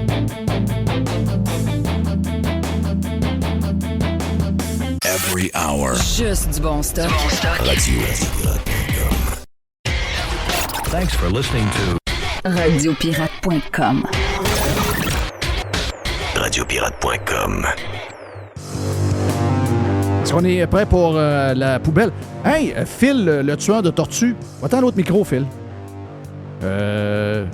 Vite de même, tu m'as parlé d'une affaire de... Moi, je suis zéro jeu. Zéro. T'es-tu joué un peu, toi, Jerry? Je l'étais un peu avant. Présentement, non. OK. Donc, Mr. White, est-ce que Mr. White est un gamer? Oui, moi, je joue à Tetris tous les jours. À quoi? Tetris? C'est quoi Tetris? Ben voyons donc. Qu'est-ce que c'est ça? C'est des cubes, des cubes que tu t'enlignes. Ah non, c'est vieille affaire. God. Vois-tu, gars, moi, non, c'est pas vrai, je suis pas gamer. Est-ce que Phil, le tueur de tortues qui prend des pailles en plastique, est-ce que t'es un full gamer? Je dirais partiel. Parce que là, moi, je joue à Nintendo Switch, mais là, les hardcore gamers vont dire que c'est pas une PlayStation 5, c'est pas une Xbox. OK. Mais là, qu'est-ce qui arrive? Là? Y a-tu des nouveautés? Y a-tu des affaires que t'expliquer hier qui se passent, là? Oui, ben c'est que il est arrivé ce matin à 10h le Nintendo Direct qu'on appelle, puis ça l'annonce tout simplement les nouveautés de Nintendo qui vont se passer en 2023. Un peu comme quand Apple là, fait une conférence et donne tout le bebel, c'est ça qu'ils font, là. Exactement. Puis là, on s'attendait, est-ce qu'ils vont annoncer une nouvelle console? Ils vont-tu annoncer, bien entendu, la suite de Zelda qu'on attendait? Et c'est ça qui est arrivé. Ils ont annoncé le nouveau Zelda 2, qui est un gros jeu attendu que les gamers... C'était assez pour faire acheter une Nintendo Switch, juste ce jeu-là. C'est ça. Ah oui? Tu connais ça, Jerry? Ben, Zelda, oui. Mais là, en ce moment, c'est Splatoon 3 qui est la folie au Japon. Là. Il a sorti là, quelques jours, quelques semaines, puis effectivement, c'est une folie. Mais là, pour le mois de mai, je crois que c'est le 12 mai, 13 mai, la sortie de Zelda 2, là, ça va... Là, c'est l'enfer. Ça va être l'enfer. Jerry lui dit qu'il va y avoir un nouveau joueur, une nouvelle console faite par les Chinois. Donc, c'est Tencent. C'est une rumeur qui court que Tencent voudrait entrer dans le marché. Donc, tu as toujours eu le trio de consoles, si je peux dire. Mais là, tu aurais une 4e console qui viendrait jouer dans Patente. Là, si ça arrive, là, ça va brasser l'industrie. Ils sont milliardaires. Donc, Phil de Geek, hein, Mr. White? C'est Phil de Geek, le tueur de tortues qui vient de nous donner un petit in qui habituellement nous est donné par Steve de Geek. Thank you, mon ami Phil. Ça fait plaisir. Yes. Hey, dans la boîte, ben, regarde, vois-tu, dans la boîte à Jerry, il y avait du stock pas mal. Dans la poubelle à Jeff, il y en a. Ben, je me semble que j'en ai glissé un peu. Mais je pourrais échanger avec toi, mon ami Jerry, parce que c'est toi qui m'as poussé l'info hier. Est-ce que François Legault a vraiment annoncé qu'il mettait 65 millions de dollars de plus dans le Télé-Québec? Y a-tu vraiment fait ça, là? Ben, il veut faire des émissions pour enfants. OK. Y es-tu au courant que les enfants sont pas à Télé-Québec? Ben, c'est ça l'histoire. Tu sais, ben voilà. C'est ça. C'est ça, là. C'est ça l'histoire. Ouais, mais là, Oui, mais c'est vrai. Ben, c'est ça non, l'histoire. mais t'es à Télé-Québec. Non, mais t'as peu, là. Attends un peu, à T'es le Télé-Québec. premier ministre du Québec. Je comprends que c'est un monsieur d'un certain âge. Voilà. Là. Mais il n'y a pas du monde alentour de lui qui dit, premièrement, 65 millions dans une époque où ce que tu peux le laisser dans les poches du monde parce que le monde en a besoin, as-tu fini de garrocher du cash dans des affaires qui sont morts? Télé-Québec, c'est fini, là. C'est fini. C'est fini. Télé-Québec, c'est fini. C'est terminé. Tu sais, il n'y a pas quelqu'un qui dit, ben là, 65 millions, donne-les donc au CHSLD, donne-les donc à Oui. je ne sais pas à quoi. Et puis, il n'y a pas quelqu'un qui a dit, ouais, mais les jeunes, ils écoutent YouTube. C'est ça, ça va être des patentes de péquistes. C'est-à-dire, lui, il veut faire des émissions pour enfants. Là. Mais toi, tu dis qu'il veut les brainwasher jeunes. Ben, c'est sûr. Ça va être toutes des affaires de messages. Puis là, ça, c'est. Non, ça, j'en suis Les conspires! Non, arrêtez. Ça se passe très, très bien dans des émissions pour enfants. C'est-à-dire, les enfants. Lui, il pense encore que Télé-Cadeau, il y a des enfants qui écoutent ça. Là. Ciné-cadeau. C'est ciné-cadeau. Télé-cadeau. Mais c'est lui-même qui écoute ça. Avec ses gars. Ben, est-ce qu'il y a un enfant qui ils ont écoute... 30 ans. Ah oui, c'est ça l'affaire. C'est qu'à un moment donné, t'es plus là. Les Astérix sont tous sur YouTube. Là. Oui, c'est ça. Là. T'as pas besoin d'attendre. Mais non. Les jeunes, là, sont ces téléphones de bonheur, sont sur les pads de bonheur. Arrêtez ça, là. C'est fini, Télé-Québec, c'est fini. Lui, il est tout content. On va rajouter 65 millions là, pour Télé-Québec. On va faire du contenu pour les jeunes. Du contenu pour les jeunes. Attends un peu, là. On est-tu en 91, là? Y a-tu quelqu'un qui peut dire de checker son calendrier? C'est 2022 qui est marqué. Ça, c'est un problème. Il y a beaucoup de dirigeants qui sont des dummies au niveau technologique. Donc, tu sais, les fameux livres jaunes et noirs, là, pour... c'est ça. Ça lui prend ça. Tu sais, monnaie juste pour se mettre à jour un peu, pour savoir, ouais, mais je ne garocherai pas mon argent dans des patentes de même. J'ai aimé l'histoire de la SQDC à Sainte-Foy qui doit déménager parce qu'elle est trop proche du cégep Sainte-Foy. Tu sais, quand vous arrivez au cégep Sainte-Foy, il y a le Normandin qui est là, puis en face, il y a comme il y a le McDo, là, comme les Halls Sainte-Foy. Tu as un genre de lave-auto, puis après ça, ben, à côté, il y a une bâtisse, puis tu as la SQDC qui est là, qui est l'autre bord. Donc, c'est juste au bord de la rue du cégep Sainte-Foy. La SQDC va déménager parce qu'ils disent ouais, finalement, nos clients, c'est pas mal des étudiants du cégep. Alors que l'âge pour fumer du pot, c'est 21 ans. Là. C'est 21 pour aller l'acheter. Oui. Puis là, je sais qu'il y a des partis politiques qui peuvent ramener ça à 18. Le PQ, oui. Québec solidaire. Ah, regardons. Puis il y en a un autre. Là. Bon. Je peux pas des libéraux. Oui. Mais ils veulent mettre ça à 18 ans, regarde. L'autre histoire qui fait jaser, bon, on pourrait parler de Suzuki qui ne parle pas français, là, mais l'autre affaire, c'est. Puis on en a parlé pas mal là, tantôt sur Radio Pirate Prime, si vous voulez nous pogner là-dessus. Comme je disais, c'est un autre bébite, là, vous allez vous inscrire à radiopirate.com pour avoir encore plus de contenu. Mm-hmm. L'histoire, c'est le vidéo qui circule. Je veux saluer André Arthur dans le ciel. Donc, André Arthur dans le ciel qui a mis le vidéo d'un genre d'affaire de l'émission Enquête à Radio-Canada où on nous montre. C'est pas clair. C'est pas clair, mais c'est assez pour... Je sais pas quand est-ce que ça a passé, cette affaire-là. Ça a-tu passé en fin de semaine? Ça a-tu passé il y a 2 semaines? J'ai aucune idée. Mais j'avais pas vu le vidéo où on voit la madame qui est la bras droite du ministre de la Santé Dubé. Oui. Bon, ben ça, c'est ma députée, c'est mon aide, c'est ma bras droite. Là, elle s'occupe de toutes mes affaires, elle planifie toutes les affaires... parce que moi, j'étais un gars occupé, je chauffe le système de santé. Mais elle, c'est la fille à Boileau, le gars un peu plate. Là. Puis elle a plus de gaz que son père. Là. On la voit dans cette vidéo-là en train d'arranger de quoi. De ce que je comprends, je pensais que c'était la 2e dose, mais ce serait la première dose. Quand il y a eu toute l'histoire de AstraZeneca, les gens n'étaient pas trop sûrs si AstraZeneca c'était fiable, mais les gouvernements voulaient absolument sortir le AstraZeneca. Puis là, ils disaient non, c'est bon, jusqu'au temps qu'ils vous disent que c'était plus bon, puis que c'était dangereux. Mais donc, on avait raison de pas les prendre au départ. Et Dubé avait dit, moi, je vais le prendre, moi, le AstraZeneca, pour vous montrer qu'il est fiable. Je comprends pas tout dans le vidéo. Là. Tu sais, dans le vidéo, ils ont des masques, c'est quelqu'un à l'arrière qui filme. Je comprends pas tout, là. Mais pour moi, il y a assez pour qu'on faut en savoir plus. Excusez-moi, là. Si Éric Duhem doit s'expliquer sur une entente qu'il a faite avec un de ses chums divorcé qui est dans le trouble sur la location de son appartement, ben d'après moi, ça, c'est plus important que n'importe quoi. Là. Parce que là, on parle de la santé des gens, puis on parle d'injecter quelque chose qui était à la base probablement très dangereux. La preuve, c'est qu'on l'a enlevé. Ce que je comprends dans le vidéo qui a été médiatisé, parce que Dubé a dit « Je vais le faire live à TV, on va aller le prendre, l'AstraZeneca, pour vous montrer. » Puis les gens ont dit « Ah, ben le ministre de la Santé, il l'a pris. » Mais je comprends dans ce reportage-là qu'il n'y en avait pas au centre de vaccination de AstraZeneca, qui ont fait une pièce de théâtre où on a l'impression qu'il lui donne le vaccin AstraZeneca. Puis il y a eu d'autres choses. Mais finalement, il aurait eu autre chose. Mm-hmm. Wow! Parce qu'il y a 2 dates. Il y a mars 2021, c'est une femme qui le vaccine. En mai 2021, c'est un homme qui le vaccine. Oui. Donc, toi, le vidéo, toi, tu dis que c'est une femme.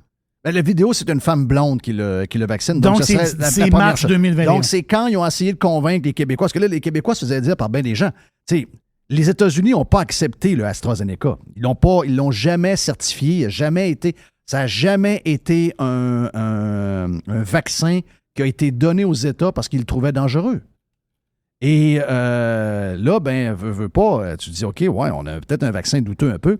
Mais eux autres, ils voulaient absolument vacciner le plus de monde possible au nom du système de santé. Oui. Donc, pas grave, AstraZeneca, il y a des problèmes, il y a des gens qui en sont morts, etc. Pas grave, pas grave, pas grave. Et là, Dubé dit, moi, je vais le prendre. Et là, il a fait ça à la TV. Mais d'après le reportage, écoutez, comme je vous le dis, là, c'est pas clair. De ce qu'on comprend, c'est qu'il n'y avait pas de vaccin AstraZeneca à cette place-là et qu'on a joué une pièce de théâtre où il a fait semblant de prendre le AstraZeneca, mais il y a probablement eu un Pfizer. Excusez-moi, on peut-tu avoir des... Si on passe du temps sur Éric Duhem, savoir toutes ces histoires de taxes, les patentes, son bill d'Hydro-Québec, etc., je peux-tu savoir si 500 000 Québécois se sont fait mettre dans le bras un vaccin dangereux par la bravoure d'un ministre de la Santé qui finalement ne l'a jamais eu? Là? Mais le ministre, il y a un vaccicode, lui. Ouais. Non. Le ministre, il y a un vaccicode. Quand il s'est fait... Si l'histoire qu'on comprend, là, d'après moi, dans son vaccicode, c'est... d'après moi, c'est pas mal 2 Pfizer. Là. On peut-tu le voir, son vaccicode? Ben, il va dire que non. Là. Il va dire que non, c'est clair. Là. Hey, pourquoi tu m'as mis cette page-là avant de finir, Jess? Parce que j'ai un audio de Legault qui est allé dans une école pour parler des émissions jeunesse. la patente. Vous avez rien vu encore. Arrête. Vous avez rien vu encore. Arrête. Ça dure 22 secondes. Écoute ça. Qu'est-ce que vous écoutez comme émission jeunesse? Je sais que rendu à 12 ans, vous écoutez aussi des émissions pour adultes, là.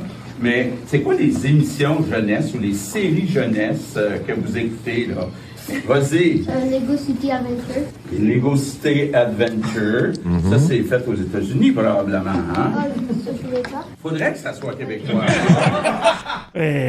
J'ai-tu raison? Merci. l'enfer. J'ai-tu raison ou j'ai pas raison? Mais viens-tu de comprendre que son histoire de Télé-Québec, ça n'a pas rapport? Là? Ouais, Tu sais, OK, vous écoutez quoi là, à la télévision? Là? Attends, ben, ça va être un endoctrinement jamais vu des petits bambinos.